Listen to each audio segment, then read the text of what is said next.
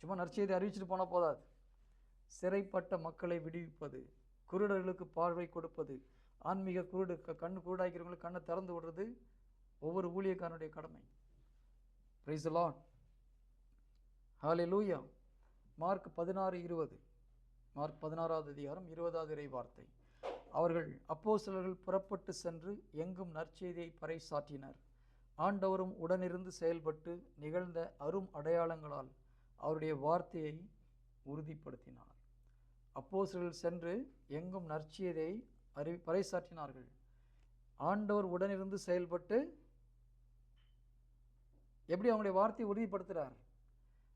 நிகழ்ந்த அரும் அடையாளங்களால். அற்புதங்கள் அடையாளங்கள் தான். எதுக்கு அடையாளம்?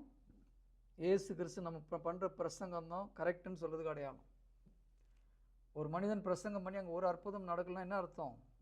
நீ பண்ண பிரசங்கத்தை இயேசு கிறிஸ்து ஏற்றுக்கொண்டாரா இல்லையான்றது கொஸ்டின் மார்க். இந்த வசனம் அப்படி தான் சொல்லுது.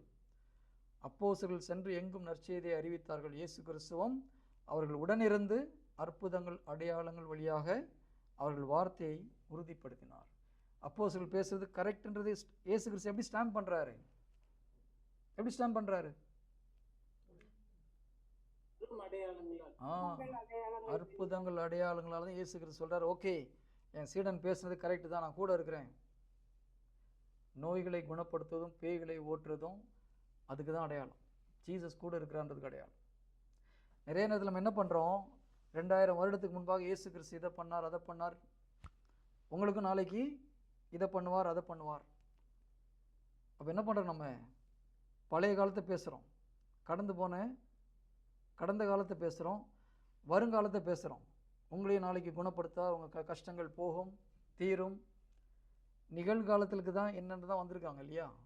நம்முடைய ஜெபத்துக்கோ ஒரு தியானத்துக்கோ வரவங்க இன்றைக்கி என் பிரச்சனை சால்வ் ஆகுமான்னு வராங்க. ஆனால் நிறைய நேரத்தில் நம்ம என்ன பண்ணுறோம்? கடந்த காலத்தை பற்றி பேசுகிறோம், எதிர்காலத்தை பற்றி பேசுகிறோம். இன்றைக்கி ஜீசஸ் என்ன பண்ணுவார்னு செய்ய மாட்டேங்கிறோம். ஜீசஸ் யார்கிட்ட அப்படி பேசினாரா?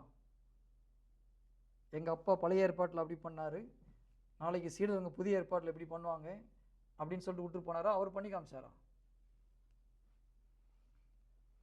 அவர் செஞ்சு காமிச்சாரு. நம்ம அவருடைய பிள்ளைங்கன்னா அவர் செஞ்சதை நம்மளும் செய்யணும். Praise the Lord. ஹல்லேலூயா.